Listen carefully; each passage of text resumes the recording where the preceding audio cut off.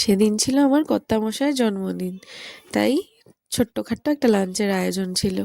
এই যে বাটি চাপা গরম গরম ভাত রেখে দিয়েছি, মাছ ভাজা, ফুলকপি ভাজা, গাজর ভাজা, বেগুন ভাজা, আলু ভাজা, শিম ভাজা, মানে 5 রকমের ভাজা দিতে হয়, ওই মিলিয়ে মিলিয়ে দিয়েছিলাম অল্প অল্প করে, কারণ এত কিছু তো আর একসাথে খাওয়া যায় না, তাই অল্প অল্প করে দিয়েছিলাম।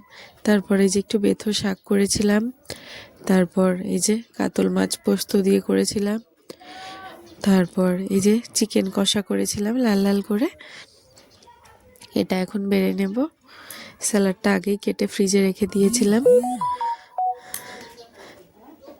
চিকেনটা বেড়ে নেব এখন। চিকেন বেশি পছন্দ করে না, তাই অল্প করেই বাড়ছি, কারণ এত কিছু একসাথে খেতে চায় না। তবুও আমার ইচ্ছা, আমার ভালো লাগে সাজিয়ে দিতে, তাই দিচ্ছিলাম আর কি।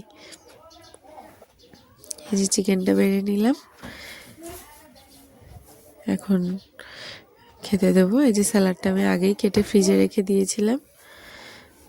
তারপর এই যে চিপস চকলেট দিয়ে একটু থালে সাজিয়ে দিয়েছিলাম, দেখতে ভালো লাগে। এই যে তোমাদেরকে দেখাচ্ছি ফাইনালি সাজানোর পরে। এই যে শাক, মাছ ভাজা, 5 রকমের ভাজা,